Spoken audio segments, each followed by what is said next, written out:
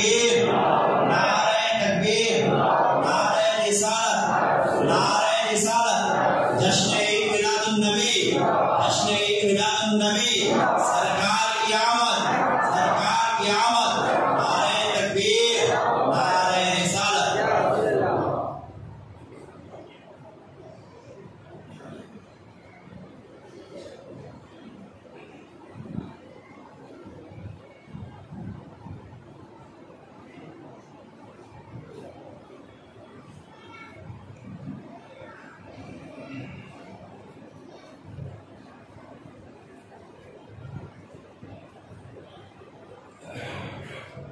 السلام علیکم ورحمۃ اللہ وبرکاتہ۔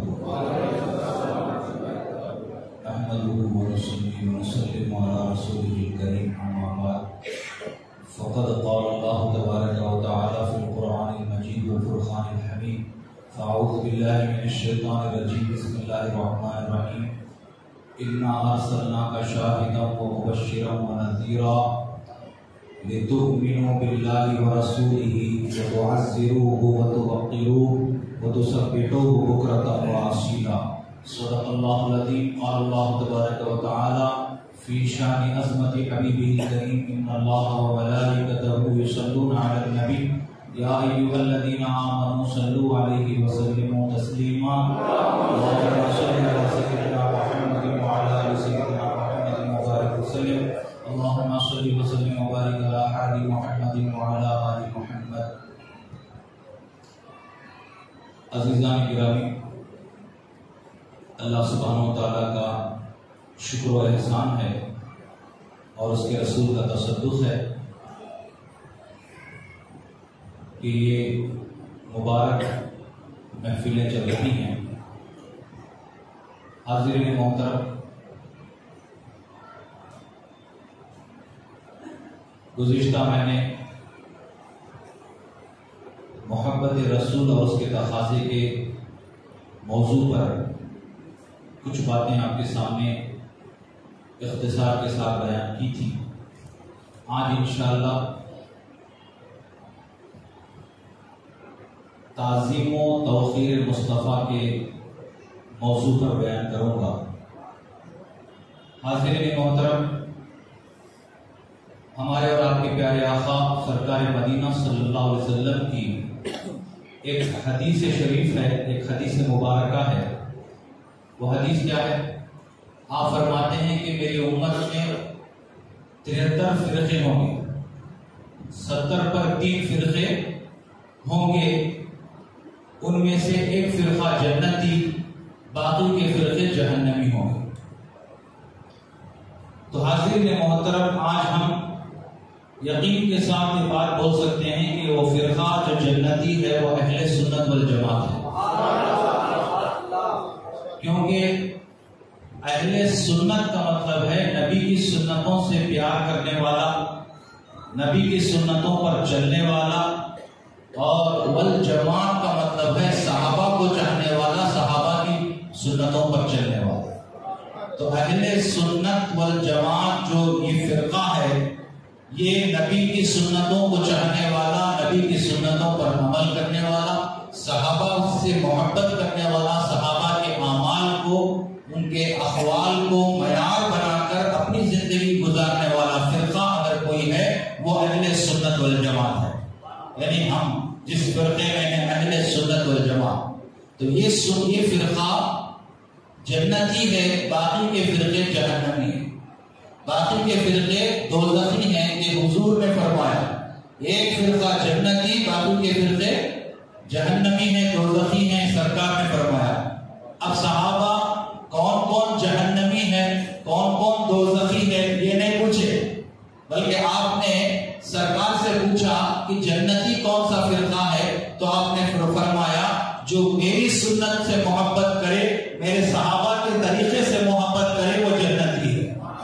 تو حاضرین محترم، آئیے میں ایک بات کی طرف آپ کے ذہن کو لے کر چلوں کہ اہل سنت والجماعت جو فرقہ ہے، جو جماعت ہے، اس کی ایک اسپیشلٹی ہے، اس کی ایک اسپیشلٹی خصوصیت ہے جو آپ کو کسی اور فرقے میں نہیں ملتی۔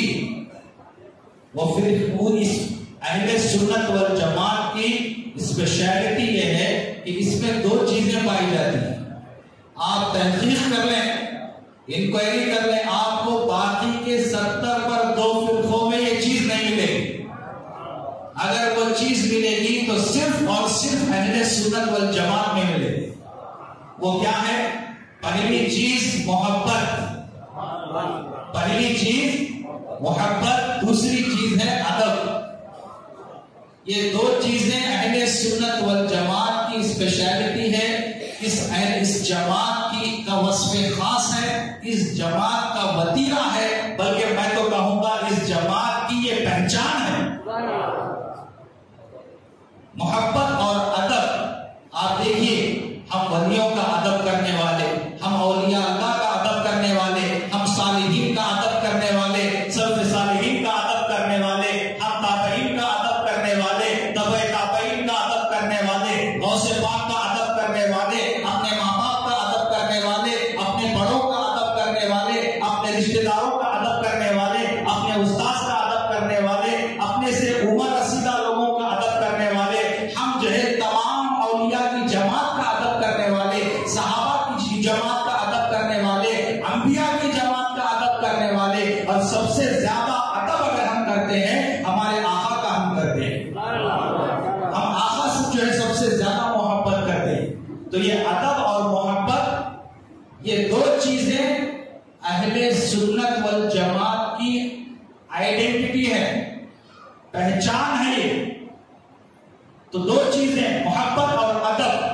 تو گزشتہ میں نے محبت پر بیان کیا، آج انشاءاللہ ادب پر بیان کروں گا. تو حاضرین محترم، آپ دیکھیے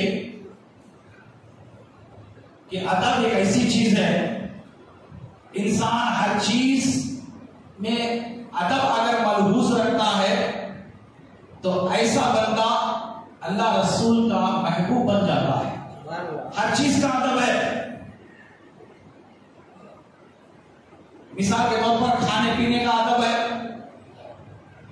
سونے جاگنے کا ادب ہے، بازاروں میں پھرنے کا ادب ہے، ماں باپ سے کیسا رہنا اس کا ادب ہے، بڑے بھائی سے کیسا رہنا اس کا ادب ہے، اپنے پیر و مرشد کے ساتھ کیسا رہنا اس کا ادب ہے، اپنے استاد سے کیسا رہنا اس کا ادب ہے. بہت سارے ادب ہیں زندگی میں. ان آداب کو صرف سننا نہیں ہے بلکہ سیکھنے کی چیز ہے.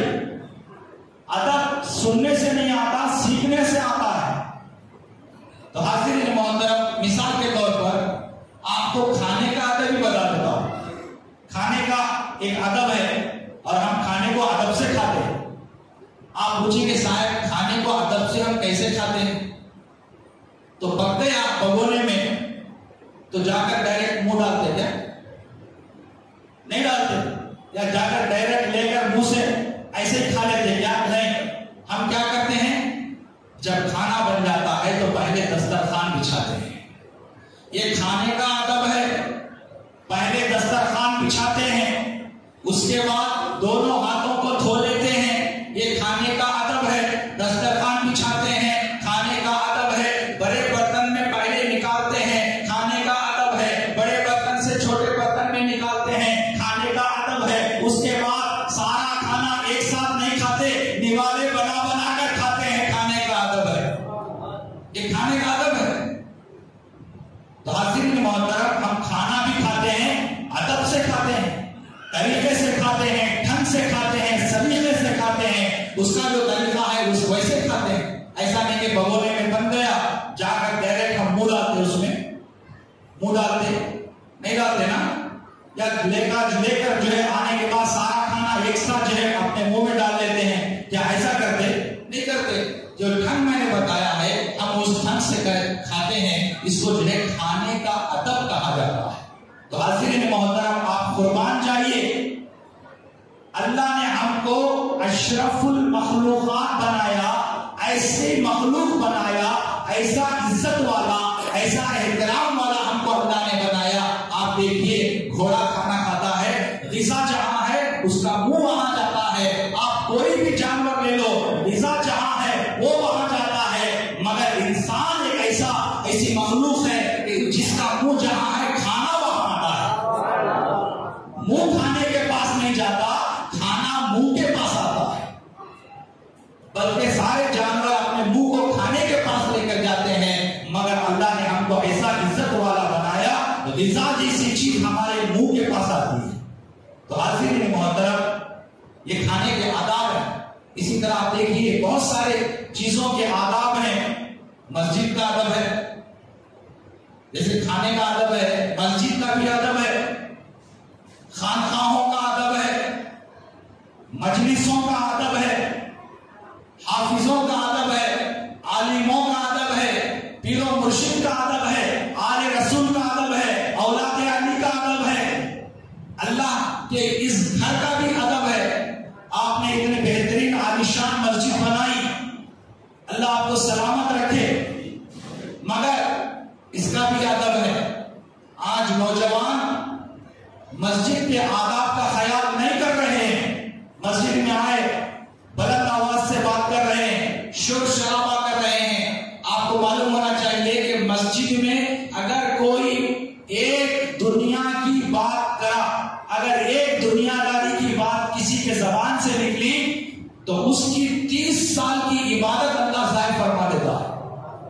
تو مسجدوں میں آنے کے بعد اس کے آداب کا آپ خیال رکھیں.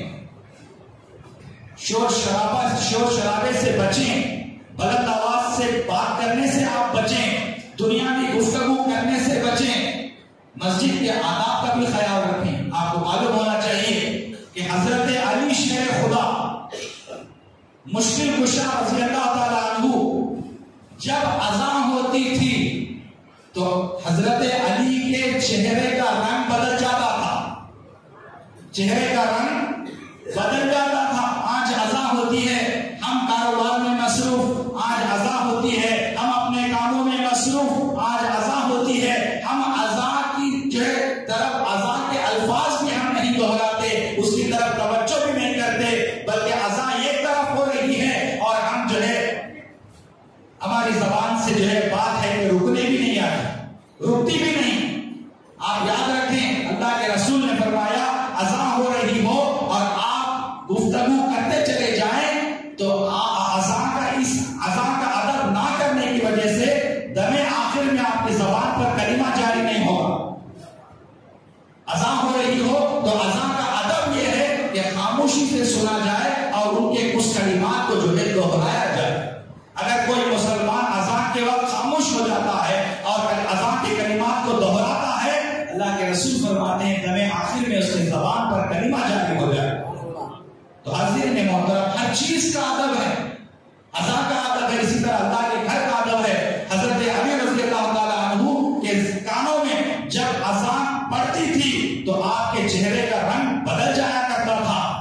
آپ کے ساتھ رہنے والے پوچھتے ہیں ایک مرتبہ، اے علی ہم دیکھتے ہیں کیا بات ہے کہ جب اذان ہوتی ہے آپ کے چہرے کا رنگ بدل جاتا ہے، آپ کا چہرہ زرد پڑ جاتا ہے، اس کی وجہ کیا ہے، اس کا ریزن کیا ہے؟ تو حضرت علی کیا فرماتے ہیں؟ حضرت علی کیا فرماتے ہیں کہ ارے جو امانت اللہ نے پہاڑوں پر پیش کی، پہاڑوں نے قبول کرنے سے انکار کر دیا. اللہ نے وہ امانت آسمانوں پر پیش کی، آسمانوں نے قبول کرنے سے انکار کر دیا. اللہ نے وہ امانت زمین پر پیش کی، اللہ نے زمینوں نے اس امانت کو قبول کرنے سے انکار کر دیا. مگر وہ امانت اللہ نے انسانوں پر پیش کی، انسانوں پر ڈھلایا. تو وہ امانت اللہ نے جب انسانوں پر ڈھلایا تو انسان نے اس امانت کو اٹھا لیا. وہ امانت کیا ہے؟ نماز ہے. حضرت علی فرماتے ہیں میرے چہرے کا رنگ اس لیے بدل جاتا ہے کہ جب اذان دی جاتی ہے اس کا مطلب یہ ہے کہ اس امانت کو ادا کرنے کا وقت آ گیا. تو حاضرین محترم، مسجدوں کا ادب آپ اندازہ کیجئے. مسجد کو آنے سے پہلے جب حضرت علی کے چہرے کا رنگ بدل جاتا تھا تو مسجد میں آنے کے بعد ان کے ادب کا عالم کیا ہوگا، ان کے احترام مسجد کا عالم کیا ہوتا ہوگا، آپ اس بات سے اندازہ لگا سکتے ہیں. تو آج ہمیں مسجدوں کا ادب و احترام کرنے کی ضرورت ہے. کسی نے پوچھا کہ ادب کرنے سے کیا ملتا ہے؟ اگر انسان ادب سیکھ لے اور ادب کرنے لگ جائے تو کیا ملتا ہے؟ تو جواب آیا عمل کرنے سے جنت ملتی ہے اور ادب کرنے سے جنت والا ملتا ہے۔ عمل کرنے سے جنت ملتی ہے، ادب سے مالک جنت مل جاتا ہے۔ عزیزان ملت اسلامیہ، اپنے زندگی میں ادب لاؤ۔ ادب بہت بڑی چیز ہے۔ ادب کے بغیر اللہ تعالیٰ ہماری کوئی عبادت قبول نہیں کرتا۔ گستاخ اور بے ادب کا عمل اللہ کی بارگاہ میں قبول نہیں ہوتا۔ کسی بزرگ نے کیا خوب کہا سرکار کے بارے میں، ایک ہی جملے میں، ایک ہی سینٹنس میں کسی نے ہمارے حضور کا مرتبہ بیان کر دیا، ایک ہی سینٹنس میں۔ وہ سینٹنس کیا ہے کہ ہم سب کچھ بولنے کی ضرورت نہیں ہے، ایک ہی جملہ ہے، بعد از خدا بزرگ تو ہی قصہ مختصر۔ ایک جملہ، ایک جملے میں سرکار کی تعظیم، ان کی تعریف آ گئی، ایک جملے میں سرکار کا ادب آ گیا۔ کیا ہے؟ سرکار کی لاکھ تعریفیں صحیح، مگر صحیح تعریف یہ ہے کہ اللہ کے بعد اگر کسی کا مرتبہ ہے تو وہ آقا محمد رسول اللہ کا مرتبہ ہے۔ ایک جملے میں کسی نے سرکار کا مرتبہ بتا دیا۔ تو عزیزان ملت اسلامیہ، ادب بہت بڑی چیز ہے۔ ادب بہت بڑی چیز ہے۔ آپ دیکھیے، کسی نے کیا خوب کہا، با ادب با نصیب، بے ادب بد نصیب۔ جو ادب والا ہوتا ہے وہ نصیب والا ہوتا ہے، جو بے ادب ہوتا ہے وہ بدقسمت ہوتا ہے، بد نصیب ہوتا ہے۔ تو حاضرین محترم، اپنے نصیب کو اگر اچھا بنانا ہے تو ہم کو ادب والا بننا پڑے گا۔ ادب بہت ضروری چیز ہے۔ آپ دیکھیے، مسجد میں آیا ہم نماز پڑھنے کے لیے، اگر ادب ہی نہیں ہے آپ کی نماز ضائع ہو جائے گی، آپ کی نماز بیکار ہو جائے گی، اللہ قبول نہیں کرے گا۔ تو ادب سے آئیں، ادب سے جائیں۔ تو حاضرین محترم، سب سے بڑا ادب کس کا ہے؟ ہمارے اور آپ کے پیارے آقا سرکار مدینہ صلی اللہ علیہ وسلم کا ادب سب سے بڑا ہے۔ اور آپ کے ادب کے بارے میں کسی نے کیا بہترین بات فرمائی، آپ سنیں۔ ایک شاعر فارسی میں ایک شعر عرض کرتے ہیں حضور کے ادب کے تعلق سے۔ کیا ہے وہ شعر؟ آپ غور سے سماعت فرمائیں، آپ کا ایمان تازہ ہو جائے گا۔ فارسی کا شعر ہے، ایک فارسی شاعر کہتے ہیں، ادب کا حیض زیر آسمان از عرش نازل تر، نفس گم کردہ می آئے جنید و بایزیدی جا۔ فارسی کا شعر ہے، اس کا مطلب کیا ہے؟ اگر سمجھیں گے ایمان تازہ ہو جائے گا۔ سب سے پہلی بات، ادب گاہ است، ادب کی جگہ ہے۔ ادب کی جگہ ہے، کہاں ہے ادب کی جگہ؟ ادب کی جگہ کہاں ہے؟ شاعر کہتے ہیں وہ ادب کی جگہ زیر آسمان، آسمان کے نیچے ہے۔ اور آسمان کے نیچے کہاں ہے؟ مدینہ منورہ۔ ذرا زور سے سبحان اللہ کہو۔ وہ ادب کی جگہ کہاں ہے؟ مدینہ منورہ۔ مدینہ منورہ میں روضہ رسول، روضہ رسول میں حضور کی خبر مبارک، حضور کی مزار اقدس، وہ کیا ہے؟ ادب گاہ ہے، ادب کی جگہ ہے۔ اور وہ کہاں ہے؟ شاید کہتے ہیں زیر آسمان، آسمان کے نیچے ہے۔ آسمان کے نیچے کہاں ہے؟ مدینہ منورہ میں ہے۔ مدینہ منورہ میں کہاں ہے؟ روضہ رسول میں ہے۔ روضہ رسول میں کہاں ہے؟ روضہ رسول کے اندر جو حضور کی خبر مبارک ہے وہ ادب گاہ ہے، وہ ادب کی جگہ ہے۔ تو وہ ادب کی جگہ ہے تو کیا ہے؟ آگے شاید کہتے ہیں ادب کی جگہ ہے آسمان کے نیچے، مگر کیسی ہے؟ از عرش نازک تر، از عرش نازک تر۔ وہ خبر مبارک حضور کی، وہ مزار اقدس حضور کی کیسی ہے؟ اتنی مقدس ہے، اتنی مقدس ہے، اتنی عظمت والی ہے، اتنی عظمت والی ہے کہ اللہ کے عرش سے بھی زیادہ نازک ہے۔ از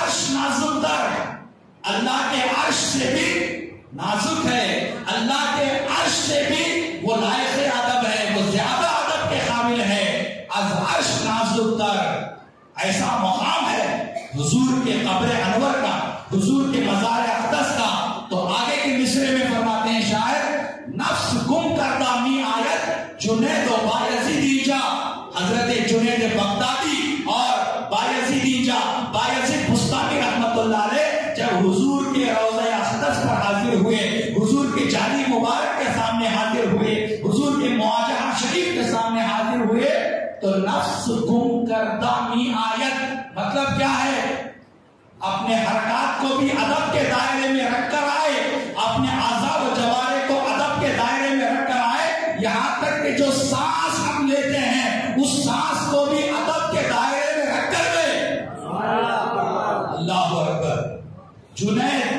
جنید بغدادی جب حضور کے روضے پر حاضر ہوئے، حضرت بایزید بستانی رحمت اللہ علیہ جب حضور کے روضے پر حاضر ہوئے، شاعر کہتے ہیں انہوں نے اپنے آپ کو سراپا ادب بنایا ہی بنایا، یہاں تک کہ سانس جو لیتے ہیں، یہ سانس جب لیتے ہیں تو سانس کی بھی آواز آتی ہے. تو جنید بایزید جو ہے یہ سب سوچے کہ جسم کا بھی ادب ہے، سانس ہم زور سے ڈالیں سانس کی بھی آواز ہوتی ہے، اس سانس کو آہستہ لیتے تھے، اس سانس کو بھی ادب کے دائرے میں جو وہاں پر رکھا کرتے تھے.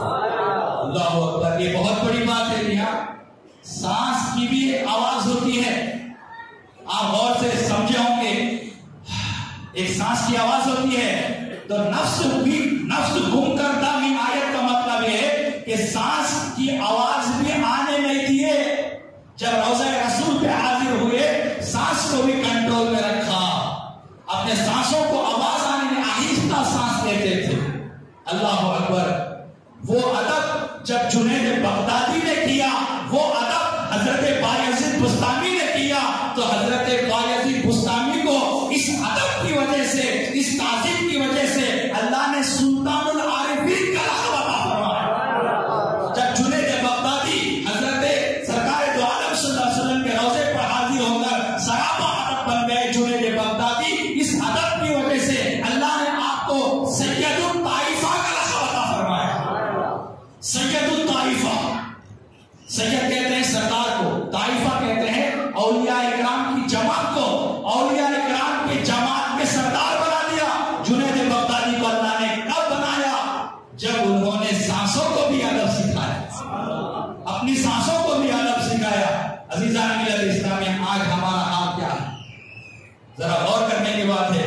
بزرگوں نے تو ہم کو یہ سکھایا کہ سراپا ادب بنو، اور آج ہم کس مقام پر کھڑے ہیں میں آپ کو یہ نہیں بتاؤں گا کہ ہم کہاں کھڑے ہیں. بس میں اشارہ کر کے اپنی بات کو آگے لے چلوں گا.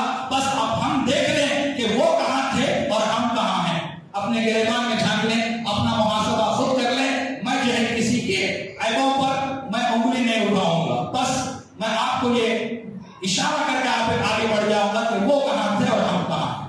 عزیزان ملت اسلامی، آئیے قرآن مجید کی ویسے تو بے شمار آیتیں حضور کے ادب کے بارے میں قرآن کے اندر موجود ہیں. اللہ نے اپنے محبوب کا ادب بندوں کو سکھایا ہے. ایسے سکھایا ہے، سب سے پہلی آیت جو آپ کو میں سنانے والا ہوں، آپ غور سے سنیں، ایمان تازہ ہو جائے. خطبے میں جو آیت میں نے آپ کے سامنے پڑھی وہ آیت کیا ہے؟ انا ارسلناک. اللہ کیا فرماتے ہیں؟ میرے محبوب کو میں نے بھیجا. یہ نہیں کہ وہ خود آ گئے. انا ارسلناک، جیسے کہ اللہ نے اور ایک مقام پر فرمایا هو الذی ارسل رسولہ، اللہ کی ذات وہ ہے جس نے اپنے رسول کو بھیجا ہدایت دے کر. تو یہاں پر اللہ کیا فرما رہا ہے؟ انا ارسلناک، میرے محبوب کو میں نے بھیجا. اے بندو، تمہارے درمیان میرے محبوب کو میں نے بھیجا، وہ خود نہیں آئے. انا ارسلناک، اچھا بھیجا ایسے بھیجا؟ ایسے ہی بھیج دیا؟ ایسے ہی نہیں بھیجا، ایک شان دے کر بھیجا، کچھ بنا کر بھیجا. کیا بنا کر بھیجا؟ اللہ قرآن فرماتا ہے شاہداً و مبشراً و نذیرا. شاہد بنا کر بھیجا. شاہد کسے بولتے؟ وٹنس، گواہ. اور حضور ہمارے گواہ ہیں. حدیث میں آیا ہے اللہ کے رسول فرماتے ہیں میں اپنی امت کے اعمال کی گواہی قیامت کے دن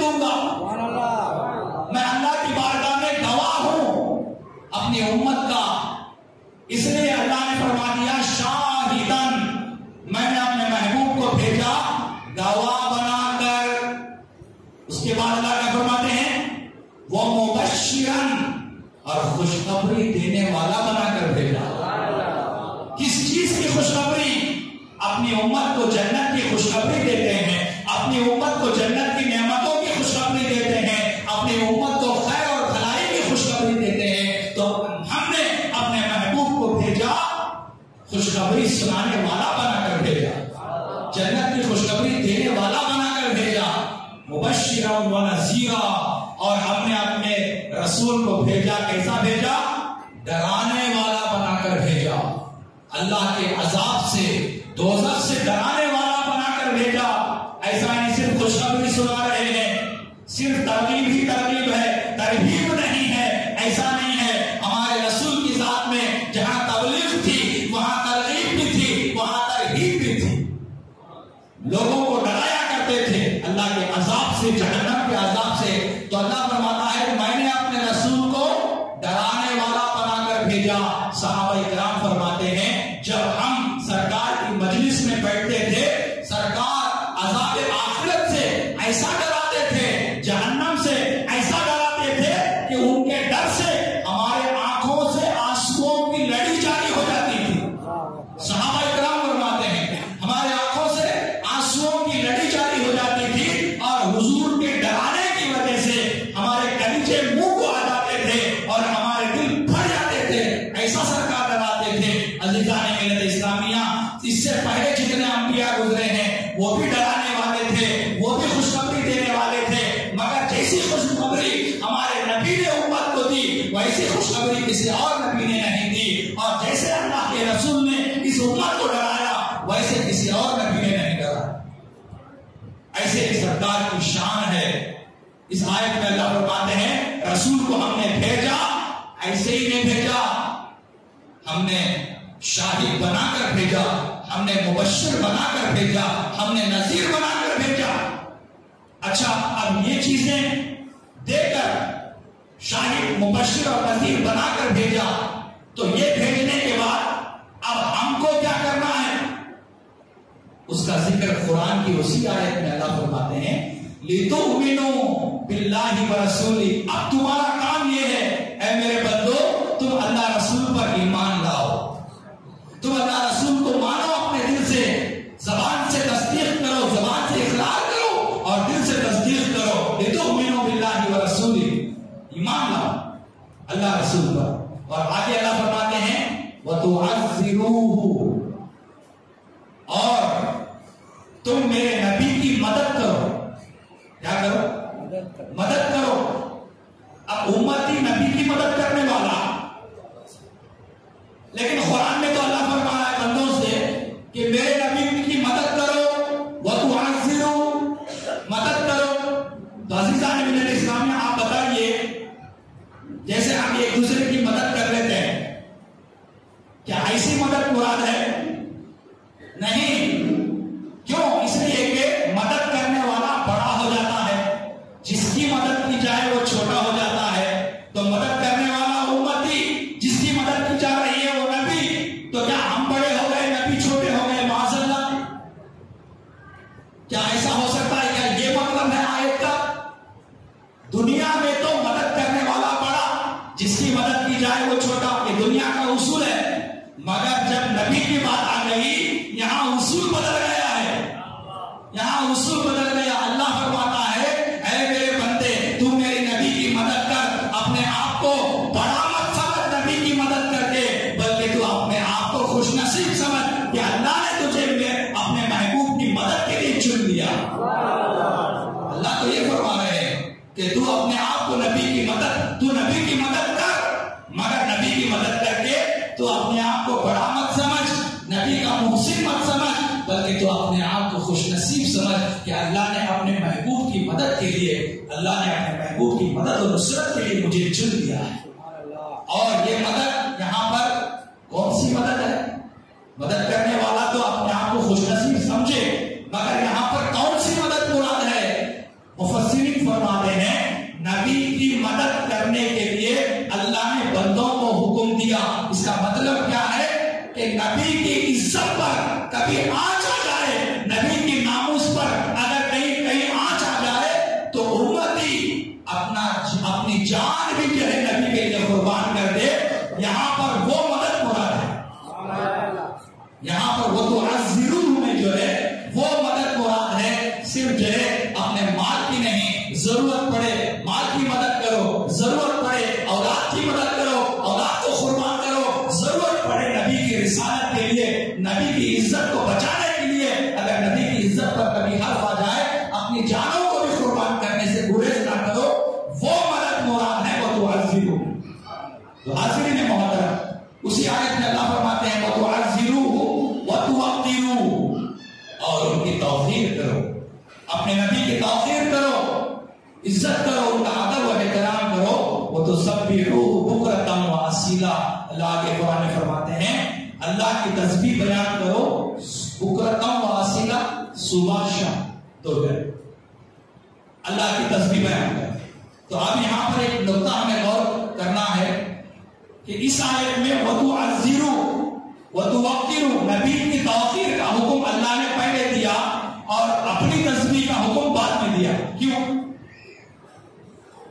اپنی عبادت اپنی تسبیح کا حکم بعد میں، نبی کی تعظیم کا حکم پہلے کیوں دیا؟ اس لیے کہ اللہ قرآن کی اس آیت میں جو ترتیب رکھا ہے اسی ترتیب سے بندے کو عمل کرتا جانا چاہیے۔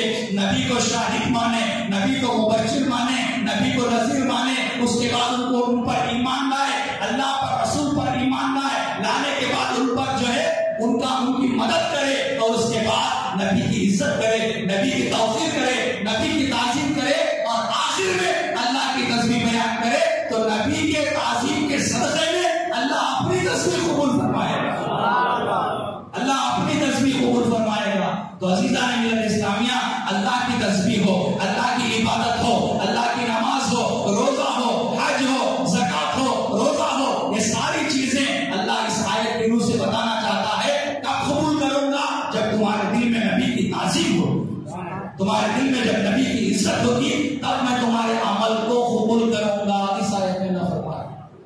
تو یہ آیت آپ دیکھیے، اسی طرح قرآن میں 26ویں پارے سورہ حجرات، آپ لوگوں سے ایک ریکویسٹ ہے، گزارش ہے، سمجھیے، یہاں سے جانے کے بعد اپنے گھروں کو جائیں، قرآن کھول کر بیٹھیں اور سورہ حجرات 26ویں پارے کی جو بہت عظیم الشان سورہ ہے، اس کی بگننگ، اس کی سٹارٹنگ سے 5 آیتیں ترجمے کے ساتھ اور کسی سنی عالم دین کی تفسیر کے ساتھ آپ پڑھ لیں، آپ کا ایمان تازہ ہو جائے گا۔ یہ 5 آیتیں سورہ حجرات کی آپ لوگوں سے اسپیشل میری ریکویسٹ ہے، آپ گھر جا کر کل پرسوں یہ 5 آیتیں ابتدائی پڑھ لیں۔ اس میں اللہ نے سراسر اپنے نبی کی تعظیم کا ہمیں حکم دیا ہے۔ ارے اللہ تعالیٰ قرآن کے پورے 30 پاروں میں اتنے آیتوں کی ضرورت نہیں، یہ آیت بھی اگر نبی کی تعظیم پر اللہ ایک آیت بھی نازل کرتا، قیامت تک نبی کی تعظیم کرنے کے لیے وہ ایک آیت ہی کافی ہوتی، ایک آیت ہی کافی ہوتی۔ مگر یہاں پر نبی کی تعظیم کے تعلق سے صرف ایک آیت نہیں، آیتوں کا انبار ہے، آیتوں کی نبی کی لڑی ہے۔ اللہ تعالیٰ نے کئی بے شمار آیتوں میں اپنے نبی کی تعظیم کا ہمیں حکم دیا ہے، تاکید کی ہے، اس کو فرض قرار دیا ہے، اس کو واجب قرار دیا ہے۔ عزیزان ملت اسلامیہ، سورہ حجرات کی سب سے پہلی آیت میں آپ کے سامنے پڑھتا ہوں۔ یہ قرآن جو پڑھ رہا ہوں آپ سن رہے ہیں، اس کا ترجمہ یقین مانیے یہ آپ کا یہاں پر ایک ایک لمحہ عبادت میں گزر رہا ہے، اللہ کی عبادت میں گزر رہا ہے۔ قرآن کی سب سے پہلی آیت سورہ حجرات کی میں آپ کے سامنے پڑھ رہا ہوں، یا ایھا الذین آمنوا لا تقدموا بین یدی اللہ ورسولہ۔ اللہ کا فرمائے اے ایمان والو آگے مت پڑھو، کس کے آگے مت پڑھو؟ بین یدی اللہ ورسولہ، اللہ کے آگے مت پڑھو، رسول کے آگے مت پڑھو۔ اللہ قرآن فرمائے آرڈر ہے، اللہ کا ہے، امر ہے، امر، امر کا مطلب آرڈر، آرڈر بولے تو چلنا ضروری حکم ہے۔ لا تقدموا، آگے مت پڑھو، کس کے آگے؟ اللہ کے رسول کے۔ اب آپ پوچھیں گے صاحب اللہ کے آگے کون بڑھ سکتا ہے؟ اللہ کسی مکان میں نہیں ہے ہم اس سے آگے بڑھ جائیں. اللہ تو مکانیات سے پاک ہے. اللہ زمانیات سے پاک ہے. ہم اس سے آگے کیسے بڑھ سکتے ہیں؟ اللہ تو پاک ہے, اس سے آگے کون بڑھ سکتا ہے؟ تو اللہ فرماتا ہے میں اپنے آپ کو رسول سے جدا نہیں کرتا, رسول کو اپنے سے جدا نہیں کرتا. مجھ سے اور میرے رسول سے آگے نہ بڑھنے کا مطلب یہ ہے حقیقت میں میرے رسول سے آگے مت بڑھ, یہ بولنا چاہ رہا. سبحان اللہ. اللہ سے کوئی آگے نہیں بڑھ سکتا, لیکن اللہ نے لایا اپنے رسول کو ساتھ لایا. تو مطلب یہ ہے کہ تم میرے رسول سے آگے مت بڑھو. لا تقدموا بین یدی اللہ ورسولہ. اس کے پیچھے واقعہ یہ ہے, آپ غور کیجیے. بقرعید کا موقع تھا, بقرعید کا مہینہ تھا. سرکار کے زمانے میں سرکار ابھی نماز بھی نہیں پڑھے, قربانی بھی نہیں کرے. تبھی کیا ہو گیا, ایک شخص قربانی دے دیا. ہم دیکھتے ہیں 1400 سال سے ہم کب قربانی کرتے, نماز پڑھ پائے گا نہ قربانی کرے, نہیں نماز سے پہلے کرتے, نماز کے بعد قربانی کرتے. 1400 سال سے یہ معمول ہے, نماز پہلے پڑھ کر آتے ہیں, عید کی آنے کے بعد قربانی کرتے ہیں. مگر سرکار کے زمانے میں سرکار بقرعید کا مہینہ تھا اور عید کا دن تھا, سرکار ابھی نماز کو بھی نہیں گئے تھے, تبھی ایک صحابی قربانی کر دی. قربانی کر دی. سرکار کو کسی نے اطلاع دی کہ فلاں صحابی آپ نے قربانی کر دی. تو سرکار عید کی نماز کو گئے, عید کی نماز پڑھا کر آ کر آپ نے فرمایا اس صحابی کو بلا کر, عید سے پہلے تو نے قربانی کر دی, میں قربانی کرنے سے پہلے تو قربانی دے دیا, اللہ تیری قربانی کو قبول نہیں کیا. یہ جو تو قربانی کا جانور ہے, یہ اس کا گوشت قربانی کا گوشت نہیں ہے, یہ عام گوشت ہے, یہ عام گوشت ہے. تو صحابی نے پوچھا یا رسول اللہ کیا کروں؟ تو آپ نے فرمایا میں نماز سے کر آیا ہوں, اب میں قربانی کر دیا ہوں, اب تو قربانی کر, اللہ قبول کرے گا. تو عزیزان ملت اسلامیہ, یہاں پر صحابی نے کیا کیا, سرکار سے پہلے قربانی دے دی. تو اللہ نے فرمایا سرکار سے پہلے جو قربانی دیتا ہے یہ رسول کی گستاخی ہے, رسول کی بے ادبی ہے. عزیزان ملت اسلامیہ, اس سے اللہ نے منع فرمایا. اللہ اکبر. تو آگے اللہ کا فرماتے ہیں لا تقدموا بین یدی اللہ ورسولہ واتقوا اللہ. ایسے کام کرنے سے اللہ سے ڈرو, واتقوا اللہ, اللہ سے ڈرو. اور آگے اللہ فرماتے ہیں ان اللہ سمیع علیم. ان اللہ سمیع علیم کیا مطلب؟ بے شک اللہ تعالیٰ سنتا بھی ہے, بے شک اللہ تعالیٰ جانتا بھی ہے, ہمارے عمل کو بھی جانتا ہے اور ہماری باتوں کو بھی وہ سنتا ہے. کسی شاعر نے کیا خوب کہا, ہر دعا کو سرکار جانتے ہیں, کس کس کے دل میں کیا ہے سرکار جانتے ہیں.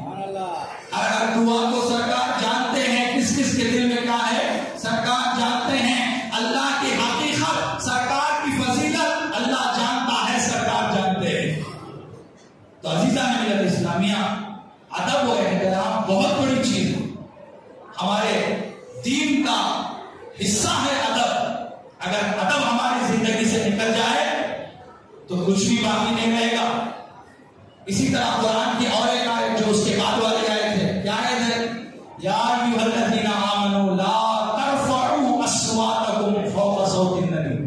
اللہ فرمائے اے ایمان والو, اپنی آواز کو نبی کی آواز پر بلند مت کرو, اپنی آواز کو نبی کی آواز پر بلند مت کرو. ایک واقعہ اس کے پیچھے جس کا شان نزول ہے, اس کا سبب نزول ہے, یہ واقعہ بول کر میں اپنی گفتگو سمیٹ لیتا ہوں. حاضرین محترم, جب یہ آیت نازل ہوئی کہ نبی کی آواز پر اپنی آواز بلند مت کرو, تو اس وقت وہاں پر ایک صحابی بیٹھے ہوئے تھے. ویسے تو بہت سارے صحابہ تھے, ایک صحابی بیٹھے ہوئے تھے. ان کو ذرا کم سنی آتا تھا, ہوتے نا انسان میں سخل سماعت کی بیماری ہوتے, اس کو سخل سماعت یعنی کم سنی آنا. آپ دیکھیے, آپ غور کیجئے, کسی کو اگر کم سنی آتا ہے وہ زور سے بات کرتا ہے, کسی کو اگر کم سنے آتا ہے تو وہ کیا کرتا ہے؟ زور سے بات کرتا ہے، کیونکہ وہ کم سنے آنے کی وجہ سے اسے اپنی آواز کا بھی اندازہ نہیں ہوتا کہ میں زور سے بات کر رہا ہوں یا آہستہ بات کر رہا ہوں. تو وہ صحابی کم سنتے تھے، تو کم سننے کی وجہ سے سرکار کی بارگاہ میں بلند آواز سے بات کرتے تھے. تو جیسے ہی یہ آیت نازل ہوئی کہ اپنی آواز کو نبی کی آواز پر بلند مت کرو، وہ صحابی اٹھ کر چلے گئے، جا کر سیدھے اپنے بیوی سے بولے کہ گھوڑے جس کمرے میں باندھے جاتے ہیں مجھے بھی اس کمرے میں باندھ دے. میں سمجھتا ہوں کہ یہ آیت میرے بارے میں نازل ہوئی، اے میری بیوی میں تو ہلاک ہو گیا، میں تو جہنمی ہو گیا، میرے بارے میں نازل ہوئی آیت. اللہ اکبر. سرکار کی بارگاہ میں آنا جانا بند کر دیے. کئی دن سرکار جب دیکھے کہ وہ صحابی نہیں آ رہے ہیں تو آپ نے سعد بن معاذ کو حکم دیا جا کر معلوم کرو وہ کیوں نہیں آ رہے ہیں. حضرت سعد بن معاذ گئے، جا کر آپ نے معلوم کیا تو آپ نے کیفیت سنائی کہ جب میں سرکار کی بارگاہ میں تھا میری ہی آواز تھی جو سارے مجمع میں بلند آواز سے میں بات کرتا تھا. اسی وقت یہ آیت نازل ہوئی کہ اپنی آواز کو نبی کی آواز پہ بلند مت کرو. تو میں نے سمجھا کہ یہ آیت میرے بارے میں نازل ہوئی ہے، میں تو جہنمی ہو گیا، میں تو ہلاک ہو گیا، اس لیے میں نے سرکار کی بارگاہ میں آنا جانا بند کر دیا اور اپنے آپ کو ایک کمرے میں قید کر لیا. یہ بات آ کر حضرت سعد بن معاذ اللہ کے رسول کی بارگاہ میں عرض کرتے ہیں کہ یا رسول اللہ معاملہ ایسا ہے کہ وہ صحابی تو یہ سمجھ رہے ہیں جن کو سجل سماعت کا کی مجبوری ہے، وہ تو یہ سمجھ رہے ہیں کہ یہ آیت ان کے بارے میں نازل ہوئی ہے. وہ اپنے آپ کو یہ کہہ رہے ہیں کہ میں تو ہلاک ہو گیا، میں تو جہنمی ہو گیا. اللہ کے رسول نے یہ بات سن کر فرمایا اے سعد بن معاذ وہ جہنمی نہیں ہے، وہ جنتی ہے. وہ جہنمی نہیں ہے، جنتی ہے. اے سعد بن معاذ ادھر جا کر کہو کہ ان کی زندگی میں ان کو درجہ شہادت حاصل ہوگا، اللہ ان کو شہادت کی موت عطا فرمائے گا. عزیزان ملت اسلامیہ، یہ گڈ نیوز اللہ کیوں دیے، اللہ کے رسول کیوں دیے اس صحابی کو کہ شہادت کا درجہ ملے گا، وہ جنتی ہوں گے. یہ خوشخبری اللہ کے رسول صحابی کو کیوں دیے؟ اس لیے دیے کہ انہوں نے جو سمجھا کہ میری آواز بلند ہو گئی ہے اس لیے یہ آیت میرے بارے میں نازل ہوئی ہے. یہ جو سمجھے، یہ کیوں سمجھے؟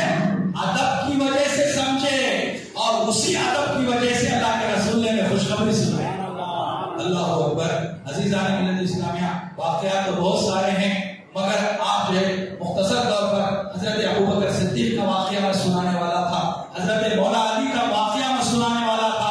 آج میرے ذہن میں پورے 10 واقعات ہیں، 10 واقعات ہیں. اگر میں بولتا جاؤں تو فجر کی اذان ہو جائے. حاضرین محترم، بس میں اپنے بیان کو مختصر کرتا ہوں، اس بات پر جو ہے اپنے زبان کو اختصار کے ساتھ جو ہے ختم کرتا ہوں. بس ان باتوں کا آپ خیال رکھیں کہ صحابہ کرام اپنے سرکار کا کیسا ادب کرتے تھے. یہ بات سن لیں، بس بیان ختم کریں. سرکار کا ادب صحابہ کیسے کرتے تھے؟ سرکار کا ادب ایسے کرتے تھے صحابہ، کوئی بات پوچھنا ہے سرکار سے تو ڈائریکٹ نہیں پوچھتے تھے صحابہ. آج صاحب سے کوئی بات پوچھ رہا ہے، کوئی صاحب کوئی بات پوچھ رہے، خطیب صاحب سے کوئی مسئلہ پوچھ رہے، امام صاحب سے کوئی بات پوچھ رہے، اپنے مرشد سے کوئی سوال کر رہے، اپنے بڑے بھائی سے پوچھ رہے، باپ سے پوچھ رہے. ہمیں کیا کرتے ہیں؟ ڈائریکٹ پوچھتے ہیں کہ یہ بات کیسا، یہ بات کیسا، یہ مسئلہ کیسا، وہ مسئلہ کیسا. مگر سوال کرنے کا انداز صحابہ سے سیکھو. صحابہ جب کوئی سوال کرنا ہوتا سرکار سے تو آپ پہلے سوال نہیں کرتے، پہلے پوچھتے، پہلے بولتے فدا کا ابھی و امی یا رسول اللہ، یا رسول اللہ میرے ماں باپ آپ پہ قربان. ہر صحابی پہلے یہ بولتا بعد میں سوال کرتا. یہ طریقہ تھا. ادب کسے بولتے؟ ادب. ماں باپ قربان. ارے ہر انسان کو باپ پیارا، ہر انسان کو ماں پیاری، مگر صحابہ کو رسول اللہ پیارے، کیونکہ اسی لیے رسول اللہ کی ذات پہ ماں باپ کو بھی قربان کرتے تھے. تو حاضرین محترم، فدا کا ابھی و امی یا رسول اللہ، میرے ماں باپ آپ پر قربان ہو یا رسول اللہ. اس کے بعد ایک سوال کرتے، حضور جواب دیتے. یہ صحابہ کرام کا ادب تھا. ایسا رہتے تھے صحابہ کرام. آپ کے بارے میں آیا ہے, صحابہ کرام کے بارے میں آیا ہے, سرکار کی مجلس میں جب بیٹھتے تھے بے حرکت بیٹھتے تھے, جسم میں کوئی حرکت نہیں, جسم میں کوئی جو ہے ہلا چھلنا نہیں, بغیر ہلے کے بغیر جھولے کے اس طرح بیٹھتے تھے. کنایا دیا گیا, مثال دی گئی, ایسے بے حرکت صحابہ کرام سرکار کی بارگاہ میں بیٹھے گویا کہ ان کے سروں پر پرندے بیٹھے ہیں اور ذری سی حرکت سے اڑ جائیں گے. تو وہ ذری حرکت بھی نہیں ہوتی تھی, اتنی بے حرکتی کے, اتنی خاموشی کے ساتھ اپنے جسم کو مکمل حضور کی ذات میں محو کر کے بیٹھتے تھے. ایسا ادب تھا سرکار حضور صحابہ کرام کی. جی اچھی بات, آخری بات بول رہا ہوں. جی تو حاضرین محترم, یہ جو ادب ہے صحابہ کرام کا, یہ ادب جو ہے اس کو معیار بنا کر ہمیں اپنی زندگی گزارنا چاہیے. یہ ادب بہت بڑی چیز ہے, ادب سے ہی سب کچھ ملتا ہے. اور قرآن مجید کی بے شمار آیتیں حضور کی ادب کو جو ہے سکھا رہی ہیں. بس اللہ پاک سے میں دعا کرتا ہوں, یا الہ العالمین ہمارے دلوں میں اپنے محبوب کا ادب و احترام عطا فرمائیے. یا رسول اللہ, صحابہ کرام کے اعمال کو ہم معیار بنا کر اپنی زندگی گزارنے کی توفیق ہمیں عطا فرمائیے. ذرا سی بے ادبی گستاخی بھی ہم سے ہو جائے, ہمیں اس سے بچائیے. یا اللہ ہماری دعاؤں کو قبول فرمائیے, ہمیں سراپا ادب بنائیے. اے پروردگار عالم, ہمارے اعمال کو قبول فرمائیے, ہماری دعاؤں کو قبول فرمائیے, ہمارے گناہوں کو معاف فرمائیے. وما علینا الا البلاغ, وآخر دعوانا الحمد للہ رب العالمین.